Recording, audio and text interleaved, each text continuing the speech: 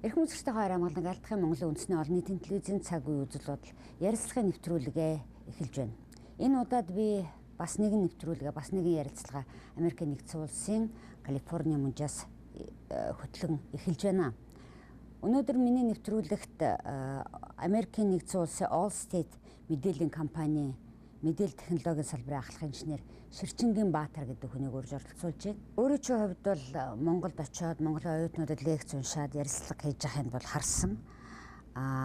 Гадаадад ажиллаж амьдарч байгаа монгол хүнийхээ өмнөөс өөрийнхөө бодож дүгнж байгаа хуваалцахыг харсан л да. Гэхдээ сэтгүүлчийн хувьд би өнөөдөр гадаадад амжилттай ажиллаж байгаа монголчуудыг яриулж тэдний амьдралын амжилт яасан бэ гэдгийг яриулахдаа их болгоомжтой хандах хэрэгтэй болцсон мө гэж бодоод байгаа.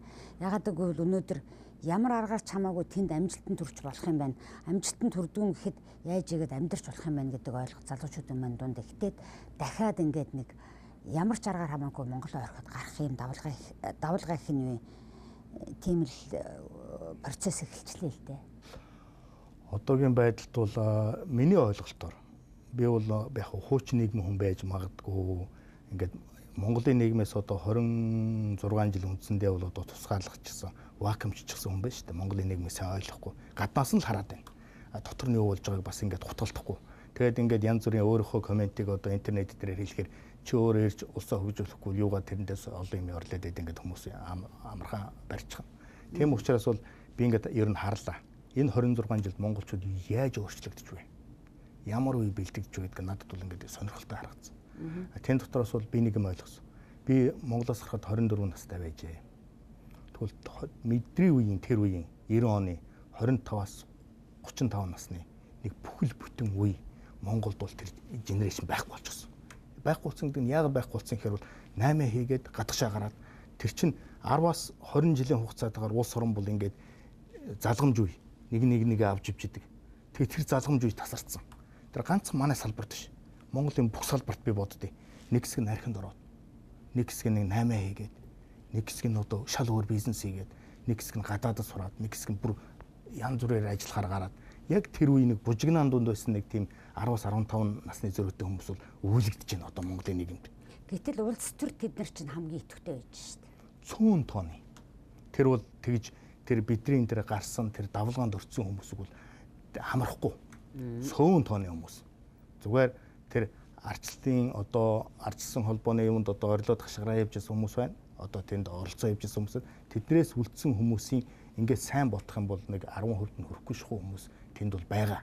Тэгээд тэд нар нь олон юм шиг харагдчихад байгаа юм. Үндэ бол тийм биш. Монголыг айгүй их монголчууд их залуу байна. Би яагаад залуу вэ гэхээр бол Америкууд ингээд Монгол руу яваад ирж байна, уулзж байна.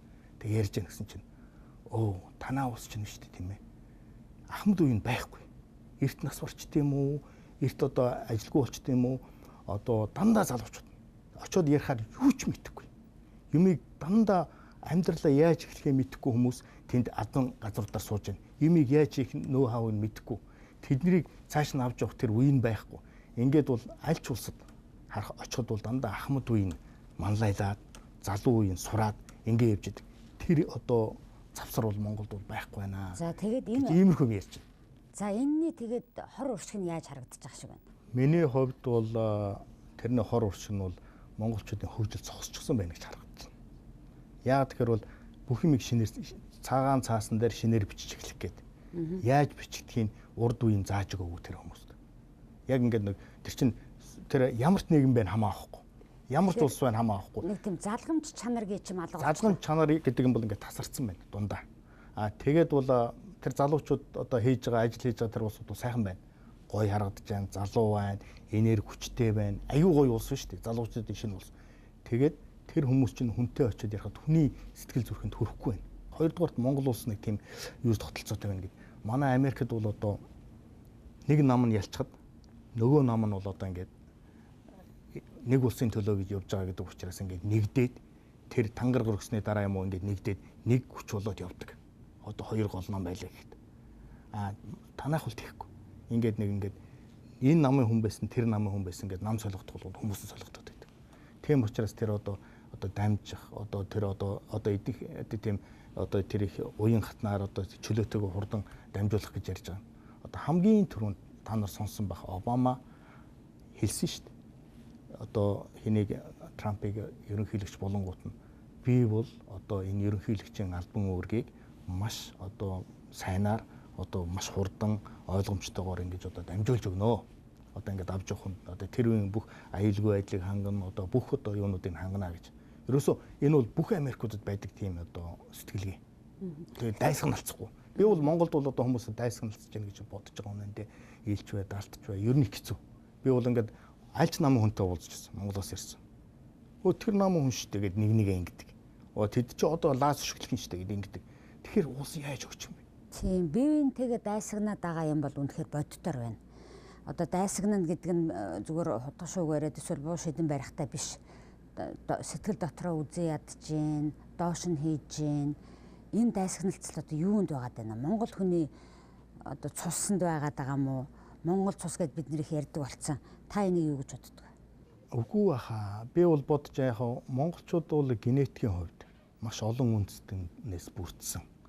Одоо их Монгол улсын үед маш олон үндэснээс бүрдсэн учраас монголчуудын генийн санаа нь бол тийм одоо нэгдмэл биш. Одоо нэгдсэн биш. Одоо жишээлбэл манайхан бол одоо би цэвэр халах гэж чэйжнүүдэд байгаа. Үнэндээ бол генийн судалгаан дээр нь үзэхэд бол Монголд бол өстой 9 бүрийн үндэстэн дэлхийн өнцөг булан бүрээс ирээд олон үеэр ингээд холилдчихсан тийм үндэстэй юм л да. Манайхан бол ерөөсөө яг Аз дотроо ч гэсэн аль аль газар цус солилцсон. Тэр талаас нь харах юм бол тийм одоо их тийм универсалны гэж магадгүй. Гэхдээ миний одоо энэ бодож байгаагаар монголчууд юун дайсагналцд юм бэ гэхээр бол манайхан бол тийм одоо юуны сэтгэлгээтэй. Нүүдэлчдийн тийм нэг одоо нэг хуваа хичээсэн одоо нэг тийм одоо нэг юу гэдэг юм бол одоо юу гэдэг нь тийм нэг отго галын сэтгэлгээтэй. Жижиг сэтгэлгээ. Ерөөсөө тэр сэтгэлгээг бол манайхан зөвхөн хүчээр барьж ирсэн. Сэлэмний хүчээр барьж ирсэн, одоо бурхны номоор барьж ирсэн үү, Манжин хааны хуулиар барьж ирсэн үү, дандаа ингээд хүчээр явж ирсэн. Тэгээ тэр олон одоо коммунист систем гэлэн бүгд юмд бол одоо ингээд дандаа хүчээр явж ирсэн. Тэр хүч байхгүй болсон байна. Тийм учраас өөртөө дур дурандаа болохоор айгүй хүмүүсийн одоо тэр нэгдэх сэтгэлгээ нь бол жижигсэн. Хуваа бодоод, дандаа хуваа бодоод, хувийн сонирхлоо одоо нийтийн олонний сонирхлын дээр тавьчихсан. Тэгээд нэг хүн биш, нийтээрээ одоо хувийнхаа сонирхлыг ингээ дээр нь тавьчихаар тэр чинь бол одоо бүгдээрээ ингээд ямар нэг юм задрал унж байгаатай адилхан унтсан. За энэ яг одоо би нэг хэлэх юм бол одоо бяцлагыг шахаж жагаад жоохон удаачихсан болно шүү дээ, тий. Хоорондоо эвэлдгүй ингээд арзаагаад ингээд хичнээн шахацсан ч гэсэн хичнээн түүхээс үний бяцлах ч гэсэн арзаагаад ингээд бутраад байдаг баг. Тэг манайхан бол яг л тийм байдалтай л байна гэж бодож байна. Энэ нэг одоогийн байдлын тухай ингээд өгөнчж болно л доо. Тэгтэл эн чинь залгамж чанартай болчлаа гэж би харж байна. Одоо тал засаж бүлэглэлд багтаж ээж ямар нэгэн ажил амьдралынхаа хөлийг олдог тийм аргыг сурцсан одоо юу гэдэг юм дэ жоохон хатуухан хэлэх юм бол өсвөрийн цөөнх баригчид бий болчлоо л доо. Ихэн хэрэл бол унган ширэл гэдэгтэй адилхан тэр хүмүүсийн ямар чиглэлд одоо авч явж байгаас шалтгаалаад дараа үеийнх нь ингэж хуулийг зөрчиж болдсон байна. Ингэж буруу аргаар явах юм бол ингэж хамархан байж болдсон байна. Ингэж биеэ зовоохгүй энэ юмд хүрж болдсон байна гэсэн тийм одоо энэ англиар гадныхын бол шорткат гэж байгаа. Одоо тэгээд үсэрдэг. Бүх юмд ийм зарцаа шиг үсрээд явчих юм байна гэсэн тийм буруу сэтгэлгээ бол нийгэмд их давмгаалцсан. Аюу хүнд байна. Энэс яаж гарахыг бол би гаргалгааг нь мэдэхгүй л дээ ингээд харахад бол тийм байна. Миний ойлголтоор бол. Гэхдээ бол манайд ганцхан миний одоо бодож харж байгаа юм бол ерөөс хууль хэрэгжихгүй. Баахан л хууль батлаад гаргаад байдаг мөрдөгдөж байгаа юм байхгүй. Тэр хууль хэрэгжихгүй байна гэдэг чинь аюул. Америкч нь болохоор юугаар эрхчлөөний орн гэдэг нь Америк эрхчлөөтэй биш ээ. Ерөөс бүх юм хуулиар байна.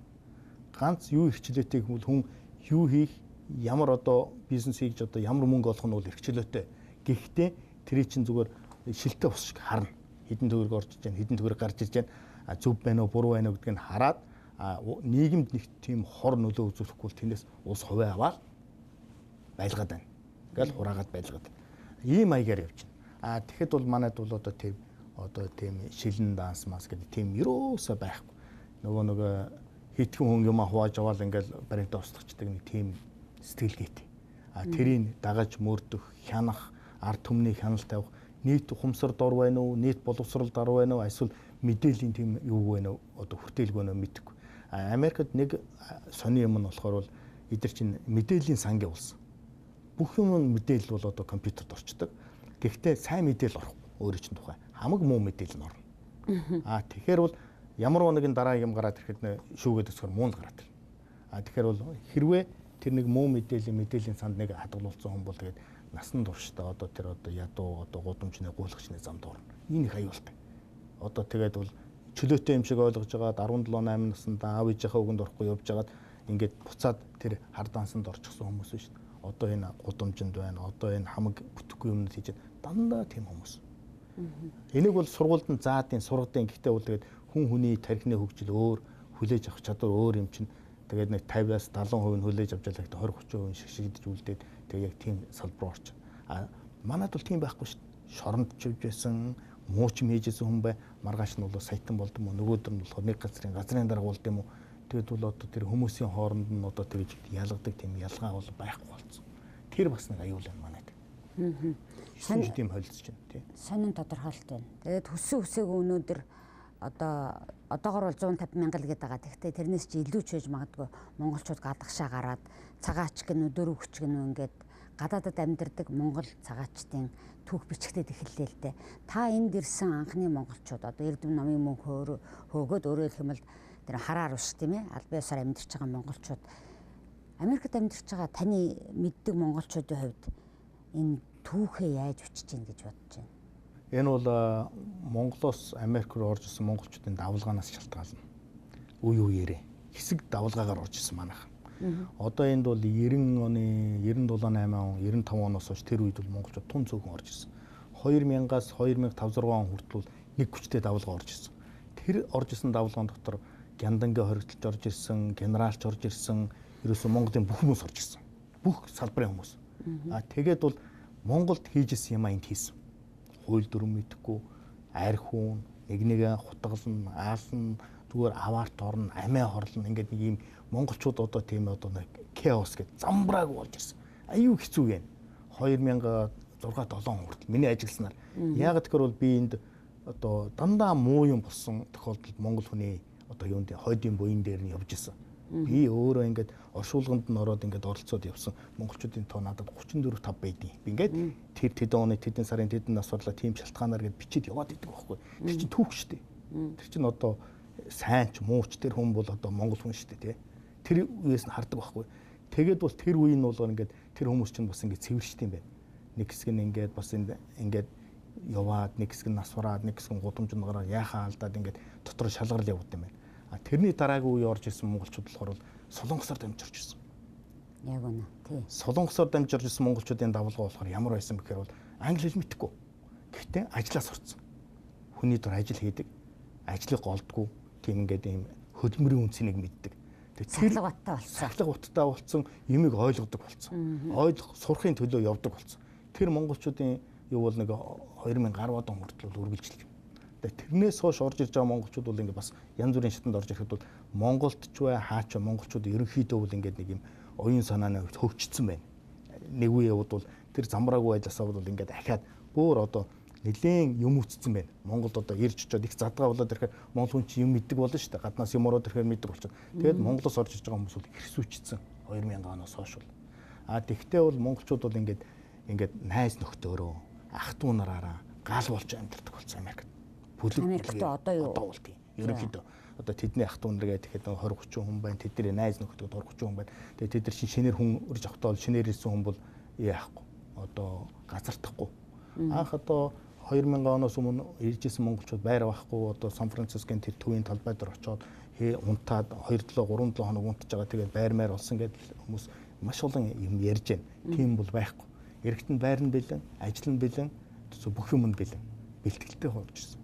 Энэ бол яг нэг ийм урсгал бас ороод ирж байна. Тэгээд бол тэрнээс гадна энд байгаа монголчууд ингээд хөл улаан болохгүй нэг 20 жил ингээд бужигнаад явж итэл бас юм жоохон амьдралын дөртөө болж итэл эдний өөр хүүхэд бол одоо 20 гараад ингээд энд ингээд өсч өндөгөөд одоо Америкт өссөн нэг үе гарч ирж байна.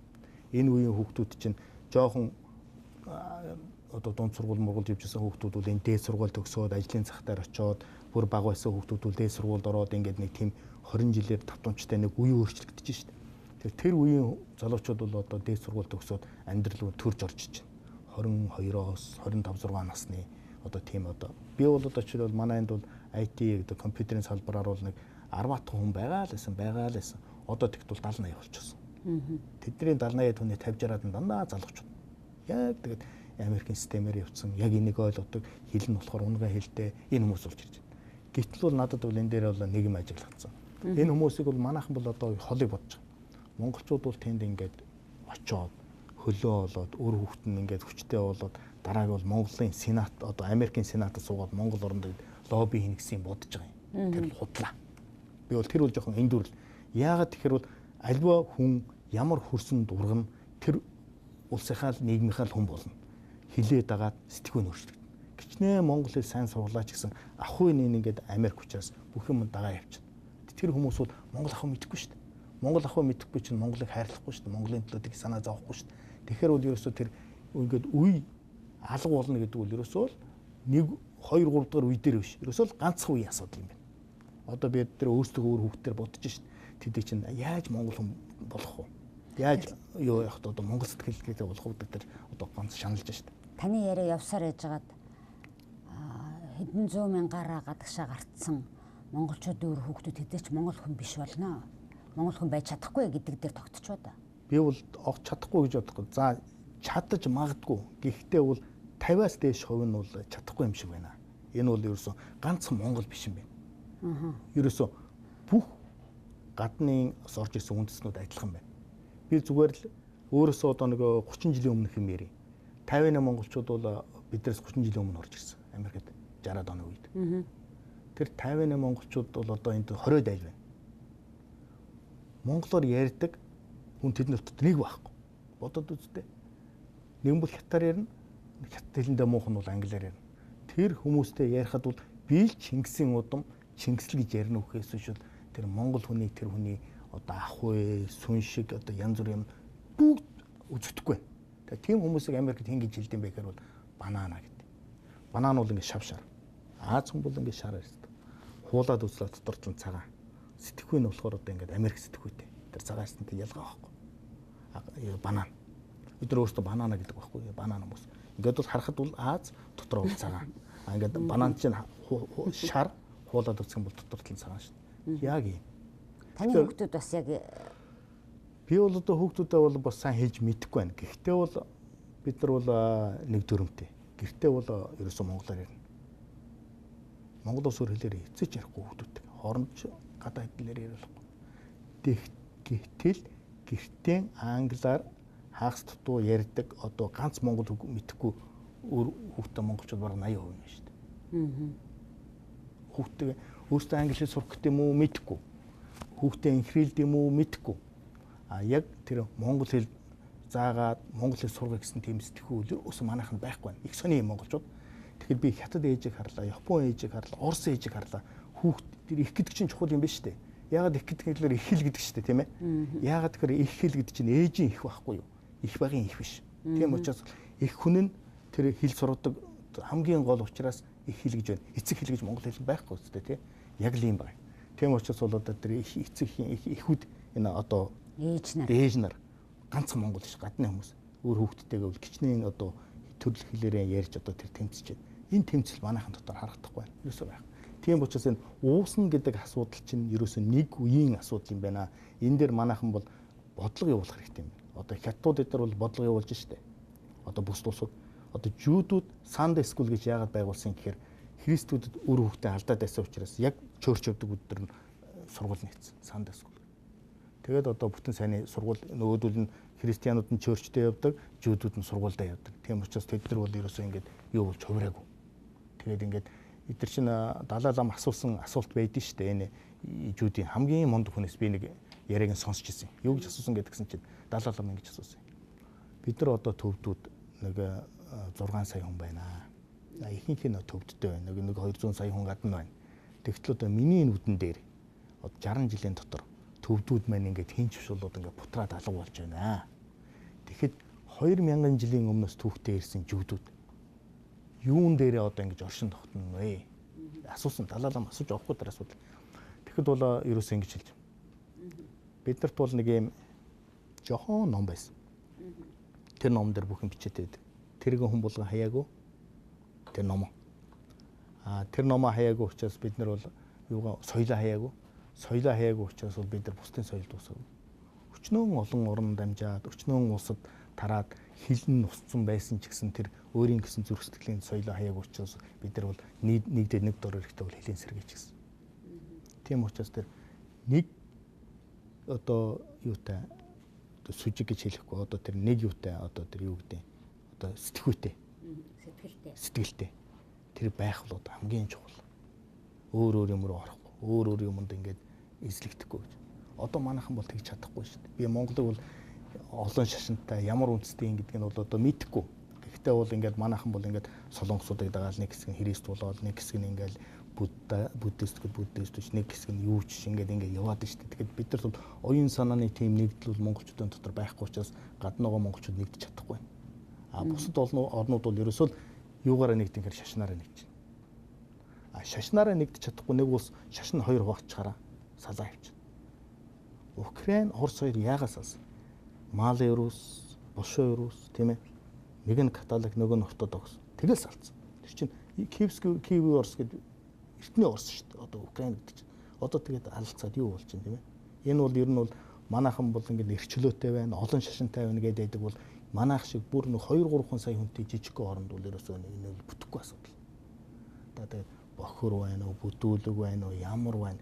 Тэр буддизм нь одоо хэдэн үеэр ирсэн байна уу? Тэрийг жоохон орчин үеижүүлээд модернац хийгээд өөрчлөөд тэрийг байлгаж яд юм уу? Тэгэхгүй бол одоо монголчууд ч одоо муунэл гин, христлэг одоо ингээд хүмүүстэй ойлгож чадхаа байчихэд шүү дээ. Харин тэгэхээр наа чин дахиад нөгөө ардчлалын үнэт зүйл энэ бол эрхчлөө гэж ярина л да. Тэгжиж бодож бас таны яриаг сонсож байгаа хүмүүс байгаа бах. Зарим нь таны энэ яриад нэг таалагдахгүй л баг. Нийтгүй одоо би бол тэгээд дээр үзэн ядаад байхan байхгүй. Гэтэл бол над дээр ирээд хүмүүс бол одоо бурхны шашин эднэрээд хачин юмэрээд байхаа болоорой гэд занах гэдэг юм уу зотох гэдэг юм хүмүүс ирж байгаа. Тэгэхээр би байна. Энд байна. Би бүр тэм хүмүүст уулзч чи тэгээ яах юм намайг яач чадахгүй шүү дээ би хэлгээд бол айлах гэж ирдэм үү яа гэм мэдэхгүй. Энэ шүү дээ их тийм сони яриа руу орж ийн та хоёр яриа. Ерөөсөө байдлын юм биш үү? Бид нар ерөөсөө монголчуудын дотор байдал яг л юм байдаг. Америк олон хотуудаар явж ялаа. Ер нь ч гадаад амьдарч байгаа олон монголчуудтай уулзж хахад монгол хүн олон байгаа газараасаа зүгтааж байна. Гэтэл та болохоор аймаг овгороо хамаатан саднараа ингээд нэг юм бүлэглэл үүсгэхэд амьдарч эхэлж чинь гэж яриад шүү дээ. Гэтэл зарим газар бүр огт тэхгүй байна. Монгол хүнээсээ зүгтааж байна. Яагаад тэр вэ? Энэ байна. Энэ одоо яг монгол хүн чинь өөрсдөө шүү дээ тийм ээ. Нэг нийгэмшээг хүмүүс юм байна. Одоо нийгэмшээг. Ерөөсөө л нийгэмшиг гэж юм чинь их чухал юм байна. Нийгэмшиг хүн. Хүн бол нийгмийн нэг элемент байх ёстой. Тэгэхээр чи энэ ч сүргийн сэтгэлгээтэй ингээд айгүй тийм бэлдааж явах гэсэн сонирхолтой. Тийм хүмүүсийн хоорондоо нийлэхээр эрх ашигын зөрчил үүсэж байна. Хоорондоо.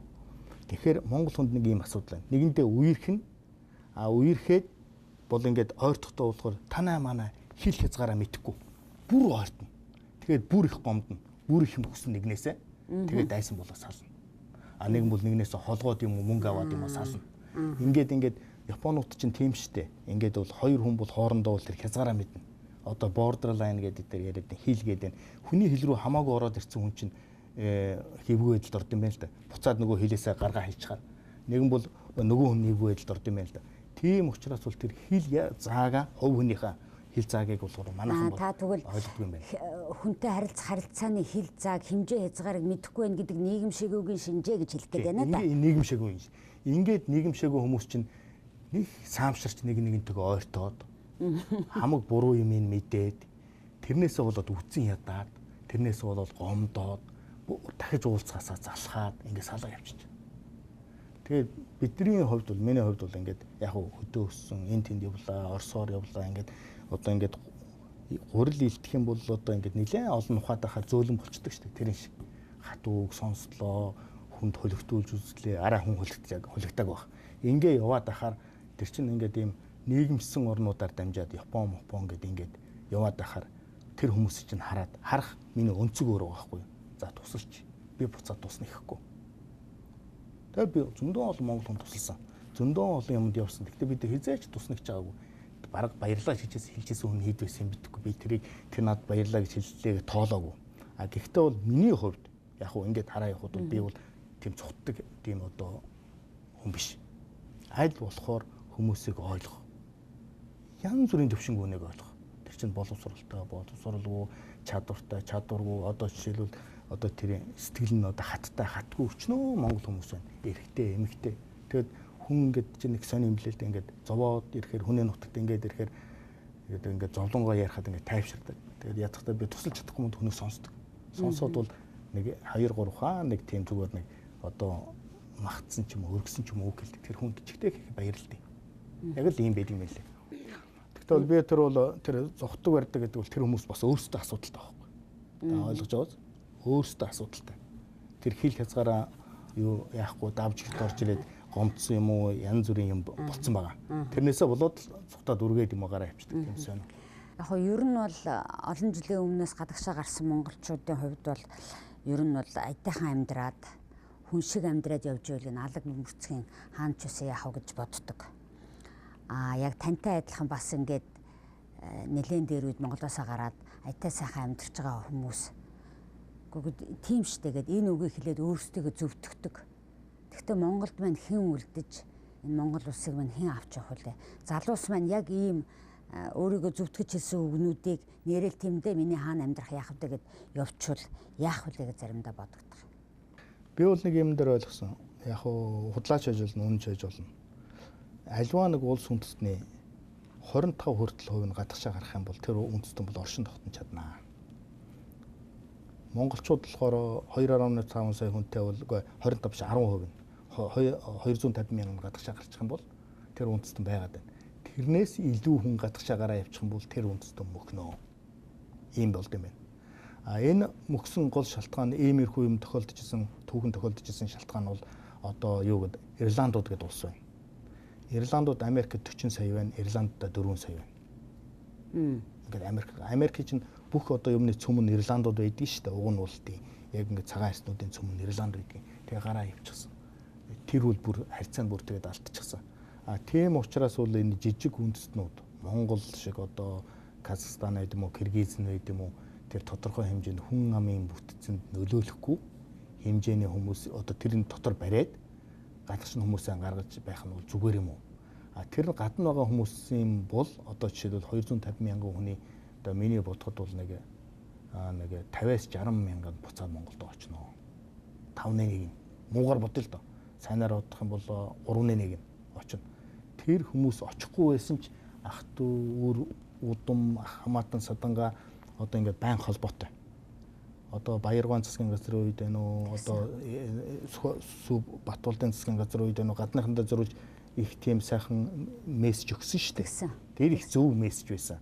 Тэгээд бол яг эцэст бол Монголын эдийн засгийг одоо ингээд хөгжөөд байна гэдэг байгаа эдрийн тодорхой хэмжээний хувь хүнд оногдох үүрэг тэр үүрж байгаа үүргийг гэр бүлд оногдох үүрж байгаа үүргийг гадна байгаа монголчууд үүрж байгаа шүү. Төр засгаас тэднэрт өгөө тэгээд байгаа юм ерөөсөө байхгүй. Нэг тэр 20 мянган төгрөг юм уу 20-30 доллар өгөөд бол тэр юу ч биш шүү дээ. Энд байгаа монголчууд 2-3 мянган доллар сард өгдөг хүмүүс зөндөө байна. 4 мянган доллар өгдөг хүмүүс байна. Даад чадахгүй махыг 100 өгдөг хүмүүс байна. Тэр Монголд амьдрал нь тасарчаагүй тэр хүмүүс чинь нэг бас энэ гадна байгаа монголчуудын их мөнгө их оруулж ирж ингэж өгж байгаагаар Монголд байгаа хүмүүс эвдэж байна. Айгүй мундаг гар утас барьдаг, айгүй гоё машин барьдаг. Тэг ингээд ийм болцсон. Бүр ингээд тийм одоо нэг амтнд ингээд нэг одоо хэрмэнд юм өгөөд их юм бол тэг хэрэм гүйж ирээд идэг болчихсон. Тэрнтэй адилхан заавал авах санаатай тэгээд нөөдөл нөхгүй уурлахгүй санаатай иймэрхүү байд юм байна. Ингээ хараад байхад энд нэг аюул байна. Гэхдээ бол би бодож байгаа шүү. Тэр уул уурхайн хөгжөөд Монгол хүн дээр нь ялцсан юм нь юу байгаа юм? 100 тонны компани 100 тонны хүмүүс л хөгжөөд баяжаал үсттэй. Тэгэхэд тэр Улаанбаатарт байгаа ард түмнийг ихэнх нь Солонгост, Америк тэр байгаа хүмүүс гэр бүлээ бүгд хийж шүү. Тэдний гар дээр амьдарч шүү. Энэ бол худлаа ш. Би яг тэр энд мөнгө шилжүүлдэг хүмүүсийг ингэ мэддэг байхгүй.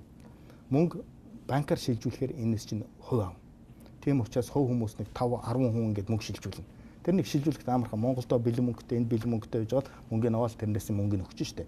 Тэндээсээ нэг хэдэн хувь юм уу нэг 1-2% шимтгэл авдаг мөнгө мөтөд авчихна. Ингээд мөнгө шилжүүлдэг хүмүүсийг хараад байхад бол нэг ганц нэг шилжүүлдэг хүмүүстэй хэдэн жилийн өмнө уулзахад бол сард 100 мянган доллар шилжүүлж хэрэгтэй. Жишээ нь нэг хүн.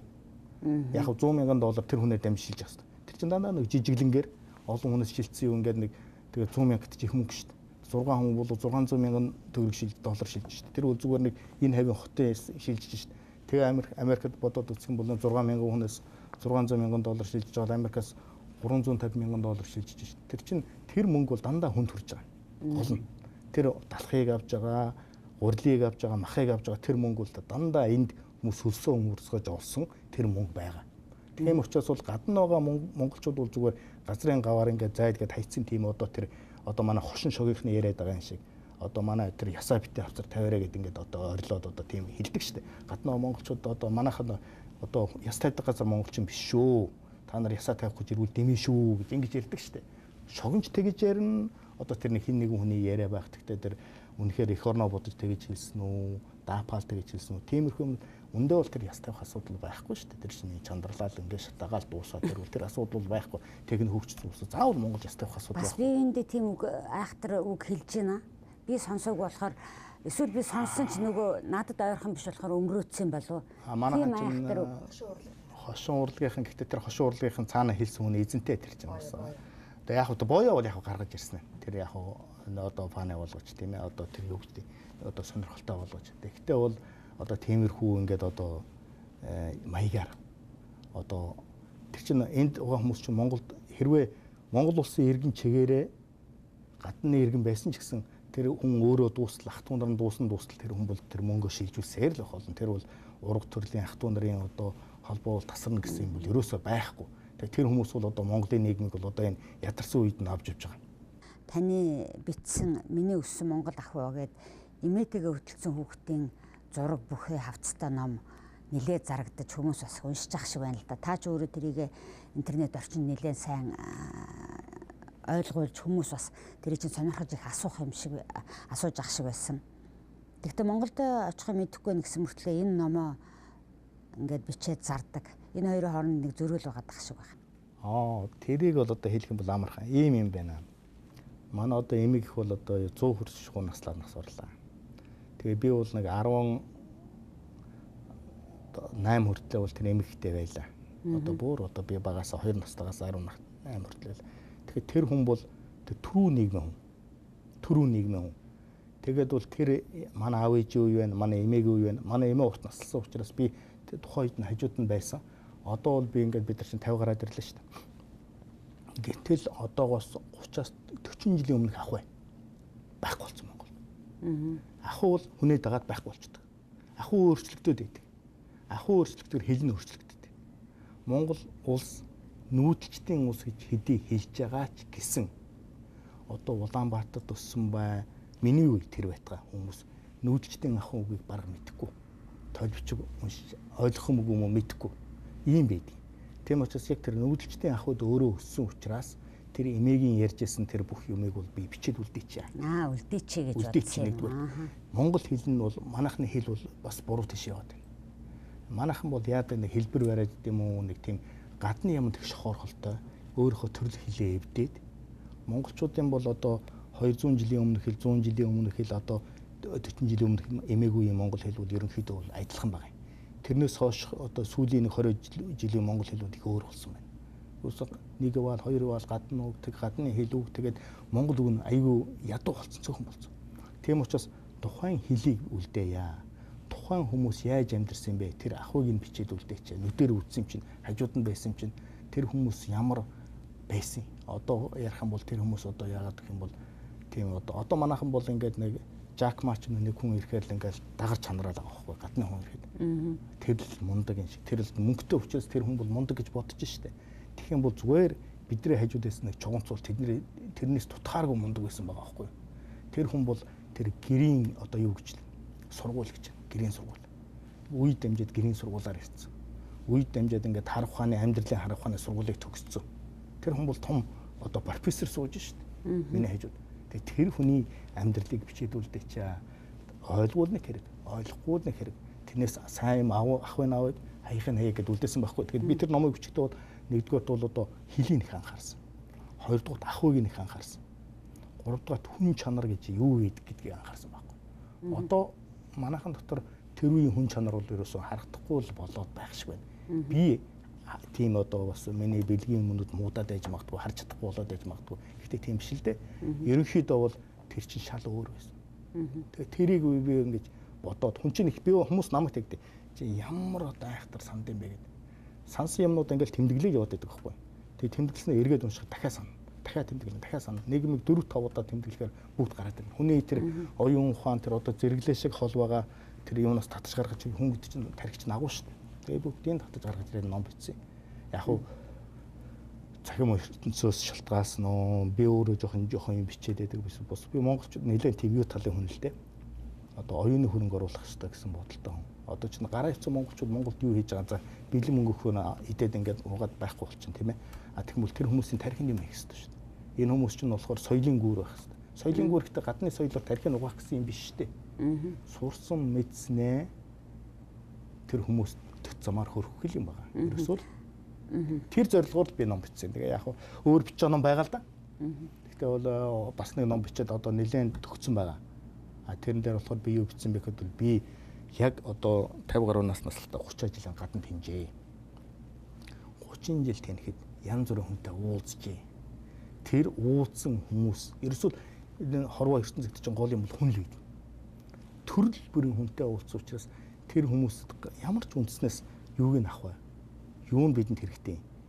Бид нар энэ хүн ингэж бодож байхад энийг бид нар яаж боддгийг гэдгийг харьцуулахаар энэ хүн ийм мэдж байхад ийм тэгээд нэг харьцуулсан маягаар ингээд монголчуудаас хэрэг болж магадгүй гэсэн тийм одоо эднийх болохоор тип гэж нэрлэдэг байгаа. Одоо тэр нэг одоо нэг тийм тиймэрхүү маягийн юмнуудыг бичээд нэг ном болох санаатай хараалаа л да. Тэгээд ном бичнэ гэдэг чинь хэцүү шүү дээ. Ажлын завсраар юм хийн их амар биш.